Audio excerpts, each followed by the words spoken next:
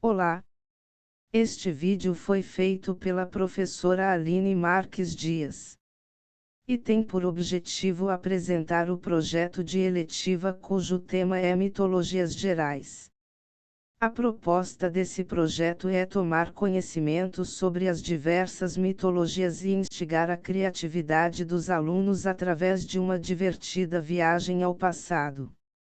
Após as aulas expositivas sobre as diferentes culturas apresentadas, teremos uma experiência de gamificação RPG onde os alunos experimentarão e colocarão em prática o que aprenderam. Na última aula, vimos mitologia greco-romana e mitologia nórdica. Nessa aula veremos a mitologia dos orixás, mitologia egípcia e folclore brasileiro. Vamos começar pela mitologia dos orixás. Reza a tradição que os deuses dos terreiros têm origem nos clãs africanos, divinizados há mais de 5.000 anos. A história que se conta é que eles foram inspirados em homens e mulheres capazes de intervir nas forças da natureza por meio de caça, plantio, uso de ervas na cura de doenças e fabricação de ferramentas. Os orixás têm características humanas, virtudes e defeitos, podem ser vaidosos, temperamentais, ciumentos, maternais. Os atributos, quase sempre, têm um paralelo com o meio ambiente. A equivalência entre os orixás e os santos da Igreja Católica surgiu no período colonial, com a chegada ao Brasil dos primeiros africanos de origem iorubá, povo que habitava a região atual de Nigéria, Benin e Togo. Adeptos do candomblé, eles eram proibidos de adorar suas divindades porque a religião oficial do país era o catolicismo. Para driblar a censura, os negros criaram a associação e seguiam assim praticando sua fé. Por isso, o sincretismo pode variar de acordo com a região do Brasil, assim como o candomblé. A Umbanda também cultua os orixás. Mas os umbandistas representam essas divindades com imagens diferentes, além de cultuarem outros 3 espíritos, o preto velho, o caboclo e a pombagira. Nenhum deles aparece no candomblé. Veremos a seguir alguns dos orixás. Iemanjá. Ela é considerada a deusa dos mares e oceanos.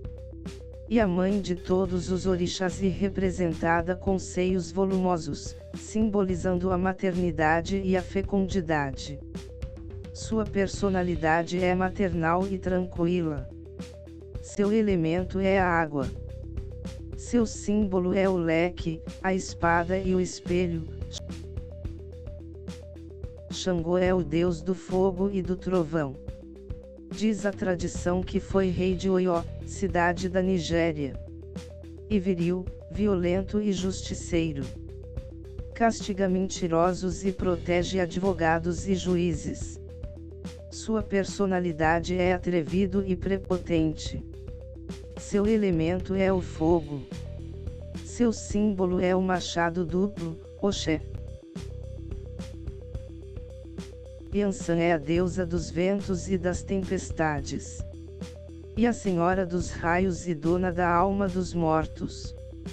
Sua personalidade é impulsiva e imprevisível. Seu elemento é o fogo. Seu símbolo é a espada e o rabo de cavalo, representando a natureza.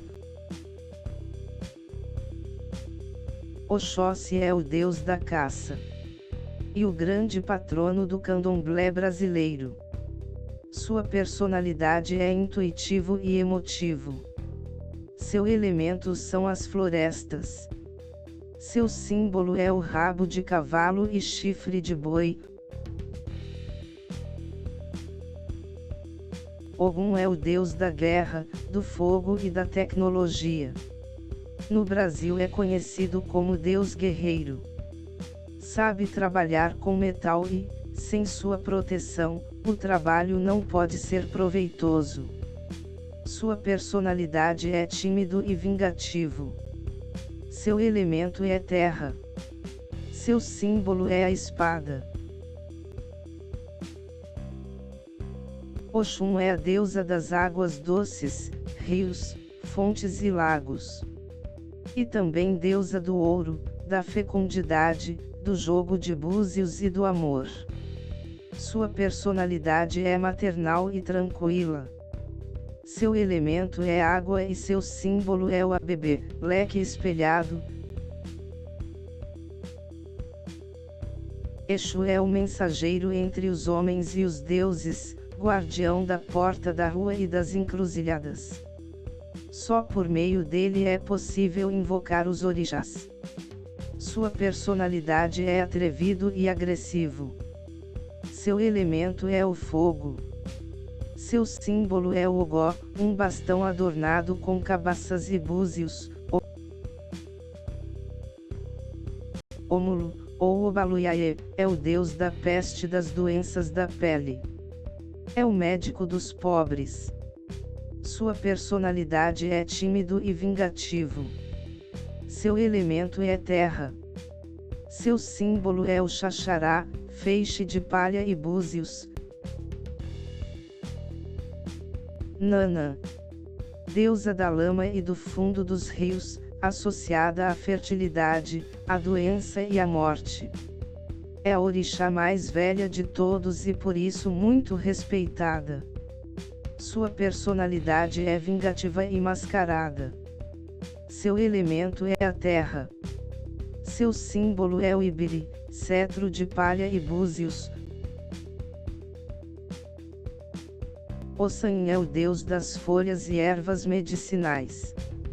Conhece seus usos e as palavras mágicas, Ofós, que despertam seus poderes. Sua personalidade é instável e emotivo. Seu elemento é as matas. Seu símbolo é a lança com pássaros na forma de leque e feixe de folhas. Oxumaré é o deus da chuva e do arco-íris.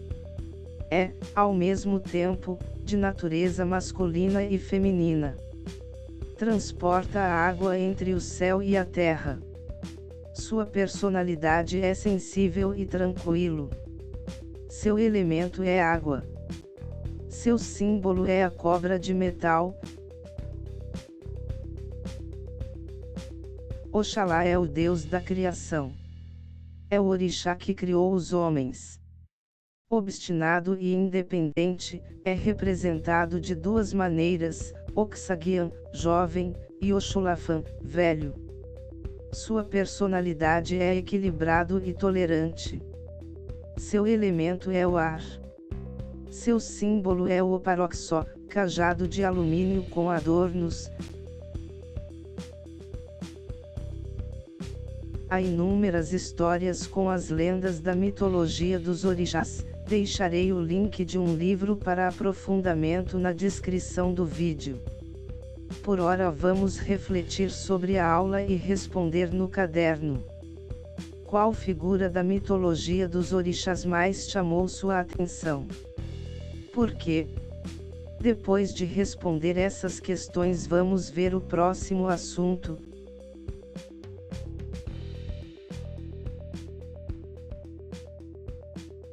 Agora vamos falar sobre a mitologia egípcia, uma cultura que reúne diversos mitos, lendas e histórias que fizeram parte do imaginário religioso no Egito Antigo até a chegada do cristianismo.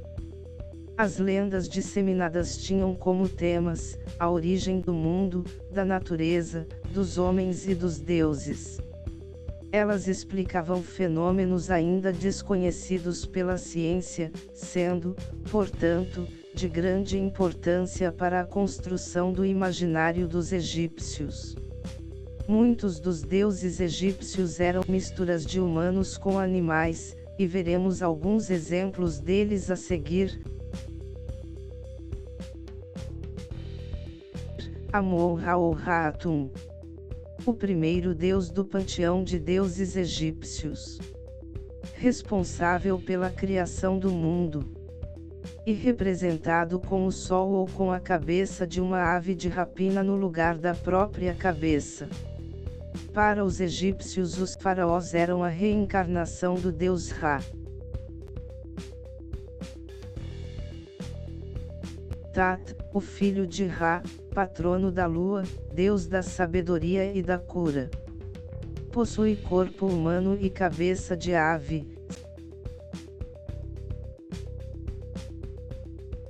Sekhmet, chamada de deusa poderosa, filha de Ra.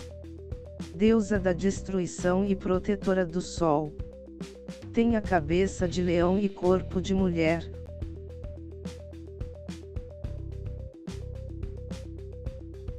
Osíris, o mais importante descendente do deus Ra. Osíris foi o primeiro faraó egípcio. É o deus do julgamento e da vida pós-morte. Após o falecimento, os homens têm seu coração pesado para determinar a quantidade de benfeitorias realizadas ao longo da vida, no chamado Tribunal de Osíris. O deus é filho de Geb, deus da terra, e Nat, deusa do céu. Casado com sua irmã Isis, deusa do amor, da fertilidade e da magia, e pai de Horus, deus do céu, e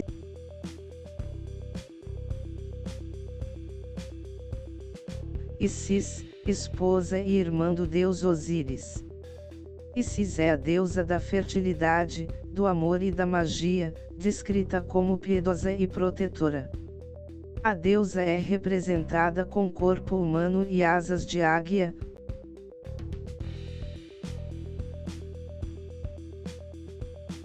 Horus, deus dos faraós e das famílias, é filho de Isis e Osíris.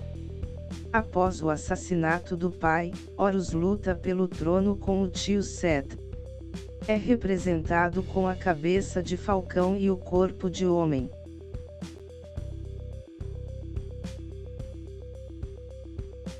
Heiter, esposa de Horus, é a guardiã das mulheres e dos amantes apaixonados. E representada com o corpo de mulher e orelhas ou cabeça de vaca.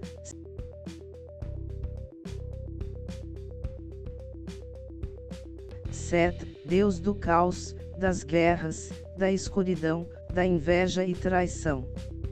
Irmão de Osíris, Set assassina o irmão, pois Osíris teria engravidado Neftis, esposa de Set.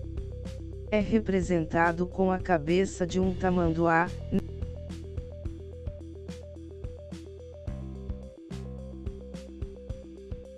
Neftis, irmã de Lis, Osíris, e Set. Neftis é esposa de Set, deusa das terras áridas, dos desertos e da morte.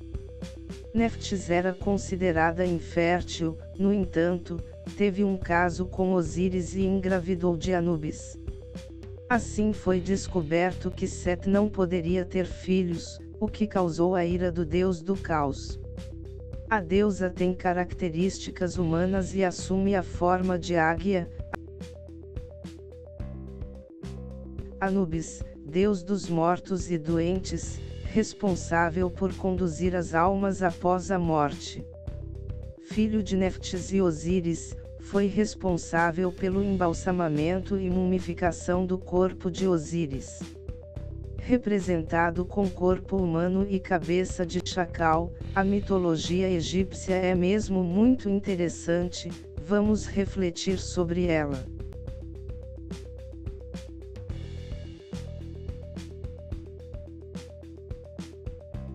Escreva em seu caderno. Qual figura da mitologia egípcia mais chamou sua atenção? Por quê? Agora vamos para o nosso último tópico antes de explicar a atividade de RPG. Por fim, falaremos do folclore brasileiro. O folclore brasileiro é o conjunto de expressões culturais populares que englobam aspectos da identidade nacional. São exemplos mitos, lendas, brincadeiras, danças, festas, comidas típicas e demais costumes que são transmitidos de geração para geração. O folclore brasileiro é bem diversificado e conta com atributos das culturas portuguesa, africana e indígena. Diferentemente das demais mitologias que vimos aqui, o folclore não conta com deuses, apenas algumas lendas, mas não deixa de ser um conteúdo cultural muito interessante. Vamos ver aqui alguns exemplos de lendas que configuram o folclore brasileiro. A Vitória régia é uma planta aquática originária da Amazônia. Suas folhas serquialares podem ter mais de 2 metros de diâmetro e suas flores brancas e delicadas brotam em janeiro e fevereiro, abrindo somente à noite e durando 48 horas. Inspirados pela beleza da planta, os povos indígenas contam uma linda história. Diz a lenda que a índia Nayá era a mais bela da tribo. Porém, ao ver Jaci, a lua, refletida nas águas do Igarapé, desejou ir morar com ela no céu e virar uma estrela. Por dias e noites a fio, Nayá ficava ali, na beira do Igarapé, esperando e admirando o reflexo da lua, sem comer nem beber. E acabou definhando e morrendo. Com pena, a lua transformou-a numa estrela diferente, uma estrela das águas. E é por isso que as flores da Vitória régia só se abrem à noite.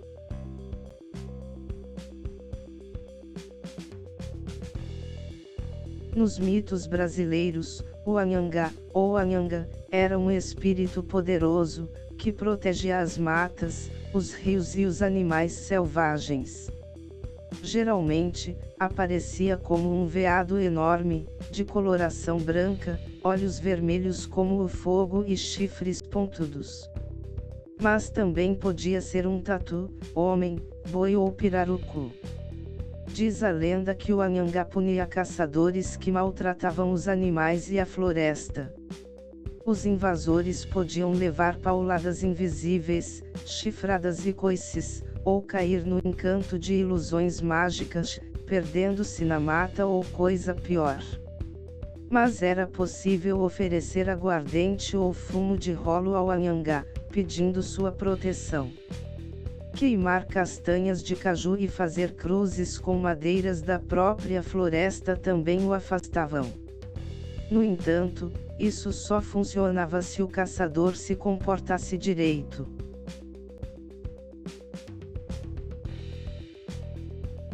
Conhecida pelos índios como Baetatá, Bae igual coisa e Tatá igual fogo, ou Boitatá, Boi igual cobra e Tatá igual fogo, essa criatura punia aqueles que causavam queimadas e destruição das matas.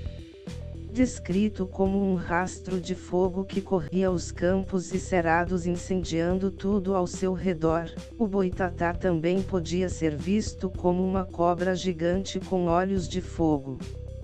Em 1560, o padre José de Anchieta registrou ter ouvido dos índios os relatos sobre um facho de fogo cintilante que corria pela terra e os atacava, causando morte e destruição. Em algumas lendas, o Boitatá surgiu quando a terra sofreu um grande dilúvio e os animais se abrigaram nas montanhas, mas apenas a Boiaçu, cobra grande, ficou para trás. Faminta, ela passou a devorar os olhos dos animais que abatia e sua pele foi ficando transparente, com os olhos de suas presas brilhando como faróis.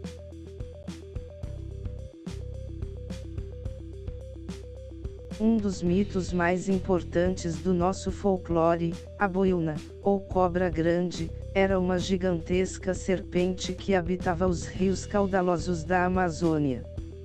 Ligada à criação do mundo, a Boiúna podia mudar o curso das águas e dar origem a muitos animais. Ela saía do fundo dos rios para atacar os barcos e devorar pescadores, levando-os para as profundezas.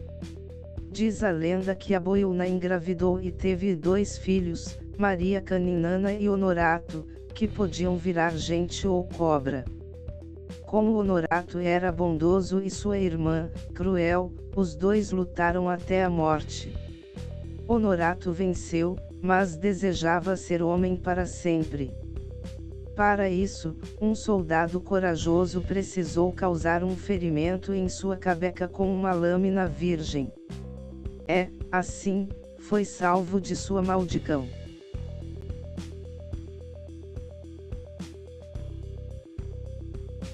Nas margens do Rio São Francisco, barqueiros e pescadores contam histórias sobre o caboclo d'água, que mora no fundo do rio e inferniza a vida de quem ganha a vida sobre as águas. De couro duro e impenetrável, ele vira barcos, espanta os peixes, afoga os banhistas e leva seus corpos. Diz a lenda que ele habita uma gruta cheia de ouro, segredo que guarda com ferocidade. Todos que tentaram chegar à sua gruta jamais voltaram. Como proteção, os barqueiros do São Francisco passaram a pintar estrelas no casco dos barcos ou a usar carrancas, esculturas monstruosas colocadas na proa para afastar o caboclo d'água e os maus espíritos.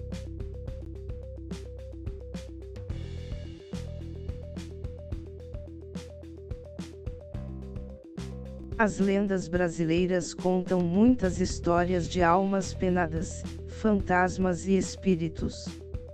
Um dos mais conhecidos é o corpo seco.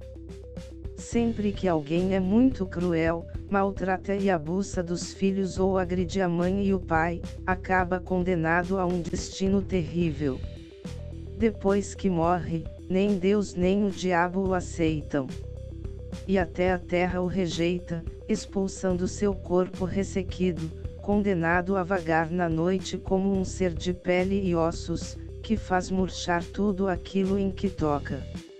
Lenda conhecida em Minas Gerais, Paraná, Santa Catarina e, principalmente, São Paulo. Em muitas regiões disse que ele ataca quem passa por perto, sugando o sangue como um vampiro.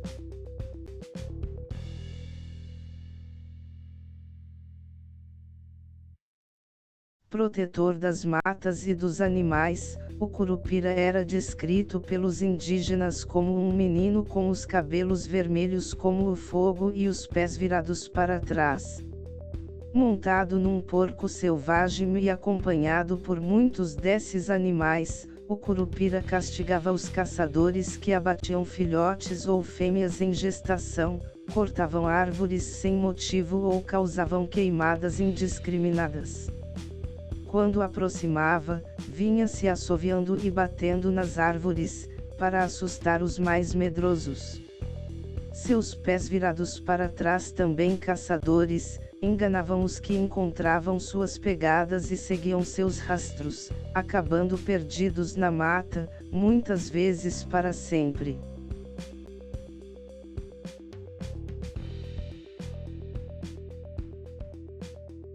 Quem avista poeira ou folhas girando em um pé de vento já sabe, ali tem saci. E é melhor tomar cuidado porque lá vem travessura.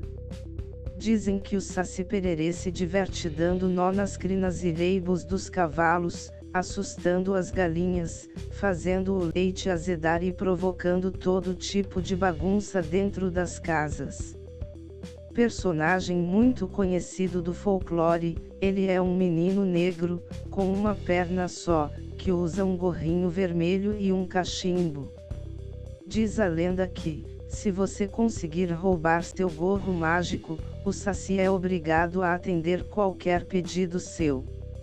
O livro O Saci, de Monteiro Lobato, explica direitinho como capturar o danadinho. Mas isso não é uma tarefa nada fácil. Será que você consegue?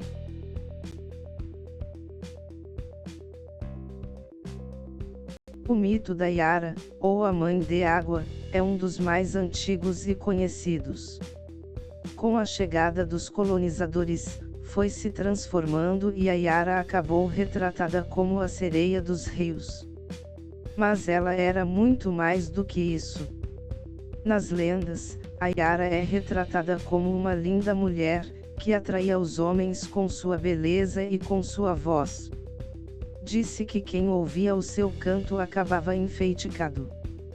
Em muitas histórias, ela aparece para os jovens, bravos e fortes guerreiros, encantando-os e levando-os para o fundo do rio. Algumas versões contam que, ali, eles vivem para sempre como seus companheiros, outras, que acabam sumindo, para nunca mais voltar.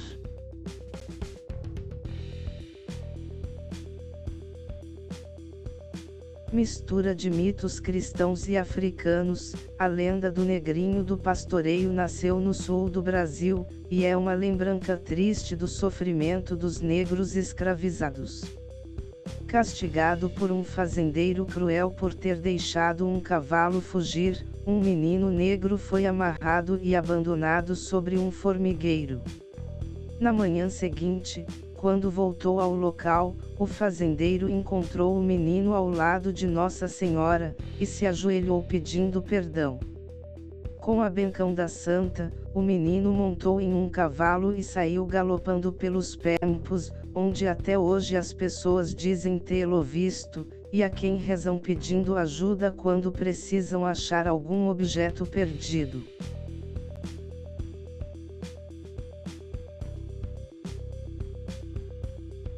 Nas noites escuras, nas estradas desertas que cortam o interior, muita gente já deu de cara com uma mula preta, com o pescoço terminando numa grande língua de fogo. Em uma das muitas versões dessa lenda, tudo começou quando um homem seguiu sua esposa até o cemitério e a surpreendeu enquanto ela violava uma sepultura. Com um grito horrendo, a mulher se transformou na mula sem cabeça e fugiu a galope, soltando chamas e coices.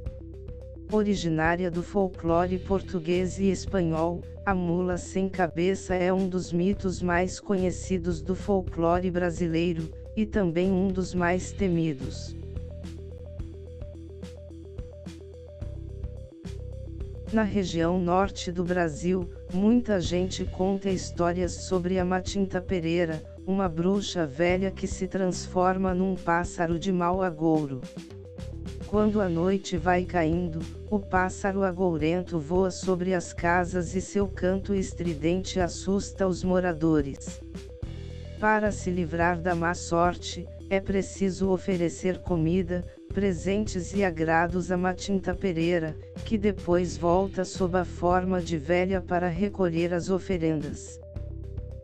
Segundo a lenda, é melhor nem perguntar o que acontece com quem não lhe dá nada.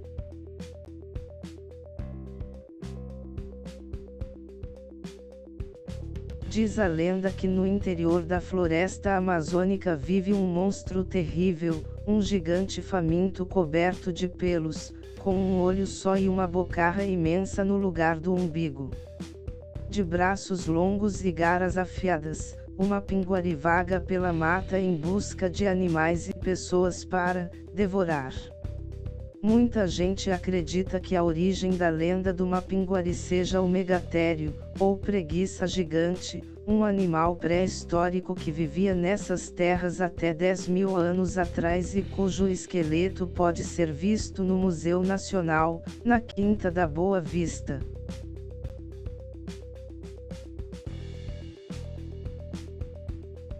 Dorme, neném, que a cuca vem pegar. Quem não se lembra dessa clássica cantiga? Ela fala de um dos personagens mais conhecidos do nosso folclore.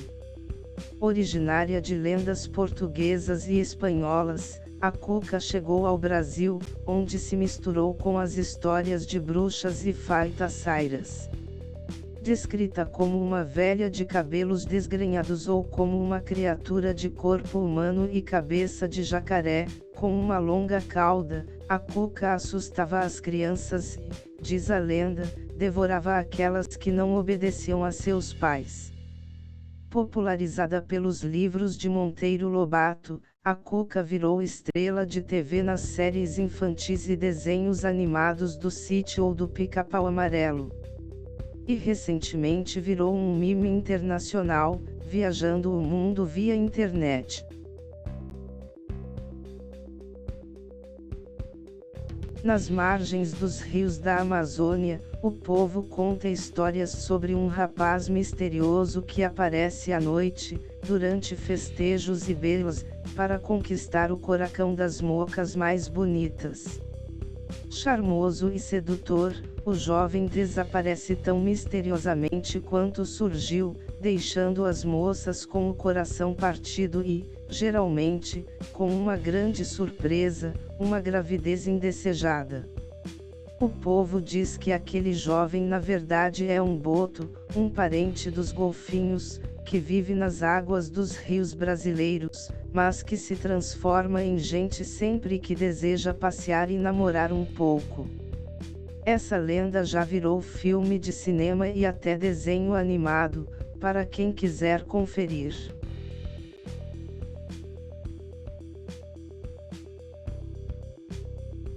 No interior do Brasil, as pessoas acreditam que quando o sujeito é magro, pálido, de orelhas de abano e sobrancelhas grossas, unidas sobre o nariz, pode ser um lobisomem. Em outros lugares, a maldição recai sobre o sétimo filho homem de um casal. Nas noites de lua cheia, ele corre até uma encruzilhada, onde sofre a transformação. Primeiro, ele dá nós em suas roupas e rola na lama, enquanto crescem os pelos e ele vira um bicho meio homem, meio lobo, ou porco. Para livrar alguém da maldição, é preciso cortar uma das patas do bicho, para ele se transformar em homem novamente.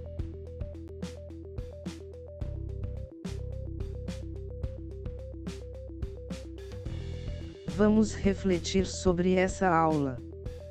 Qual figura do folclore brasileiro mais chamou sua atenção? Por quê? Faça anotações no seu caderno e mostre para a professora. Por fim, agora falaremos sobre o projeto final da nossa eletiva. Jogo de RPG.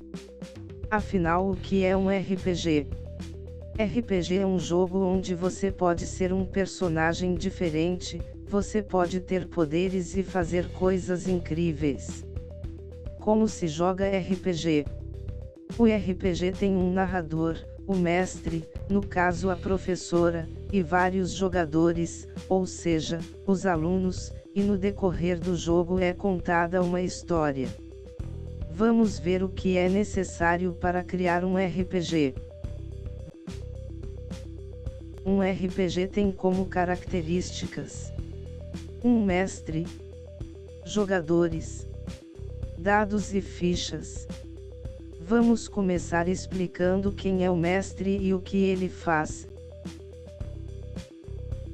O mestre é o contador da história, ele controla o que acontece e interpreta os personagens que os jogadores vão enfrentar ao longo de sua jornada. No caso do RPG como atividade em sala, o professor será o mestre da mesa, ele quem vai controlar e direcionar os alunos durante sua aventura. Os jogadores. Cada jogador é um personagem ativo na história, suas ações geram reações que influenciam diretamente na história. No caso, os jogadores serão os alunos. Os dados. Para saber se as ações dos jogadores serão efetivas ou não é feita uma rolagem de dados. Para cada tipo de ação pode ser denominado um dado diferente. Existem vários tipos de dados.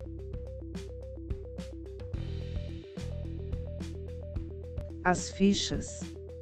As fichas levam as características principais de cada personagem. E muito importante se ater a elas, pois cada personagem pode ter um poder ou habilidade especial diferente.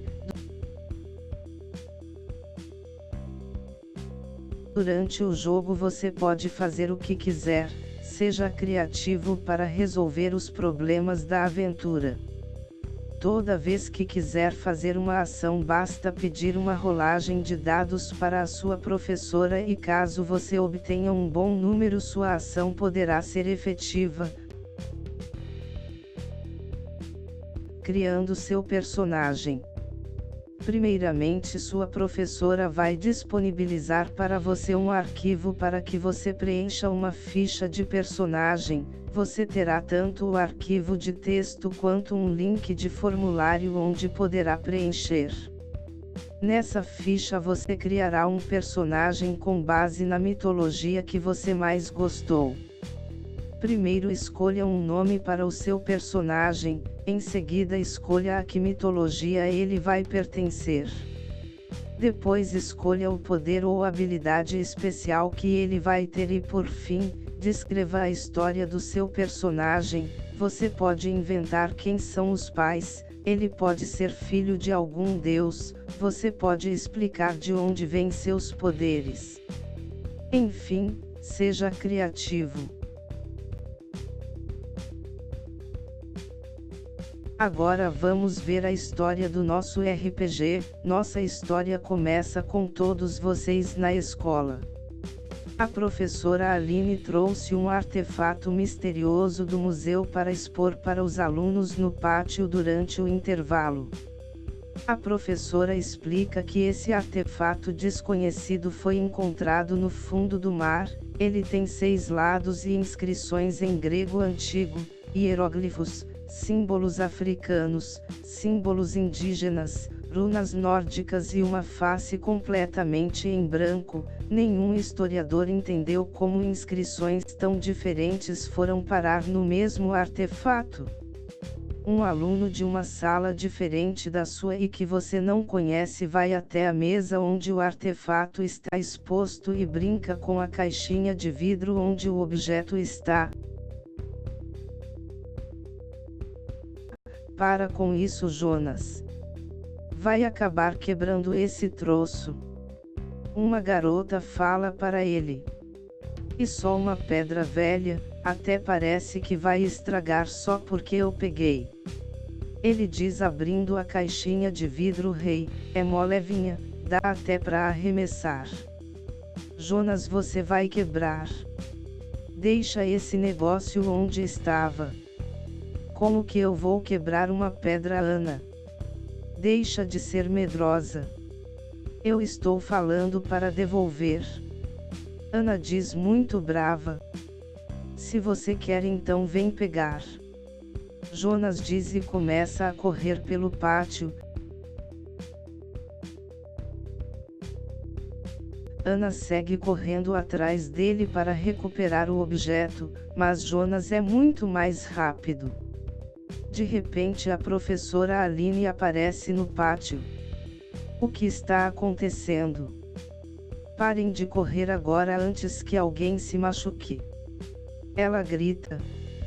Nesse momento Jonas escorrega em uma poça d'água no pátio e cai de cara no chão, deixando o artefato rolar para longe, bater na parede e rachar por completo. Meu Deus! Jonas, você está bem? A professora disse preocupada enquanto o resto dos alunos riam.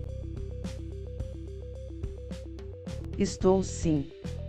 Jonas falou com a cara toda ralada. Desculpa, eu quebrei o trequinho, né, professora?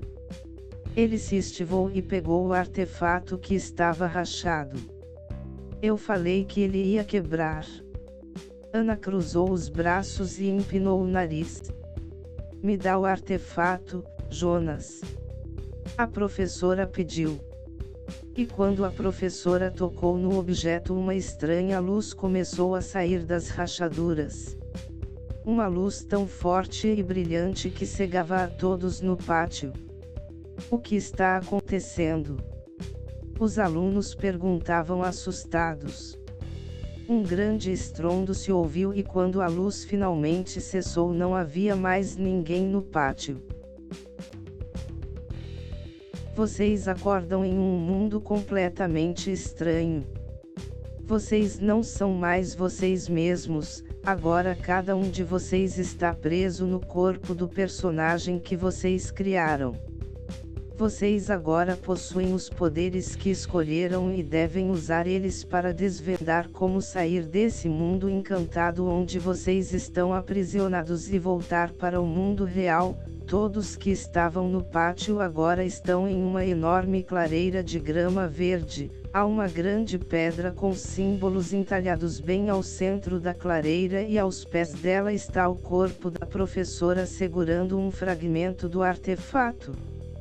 O corpo da professora brilha e desaparece junto com o fragmento. A missão de vocês é encontrar a professora e os fragmentos do artefato para saírem desse mundo e voltar para o mundo real. O que será que vai acontecer?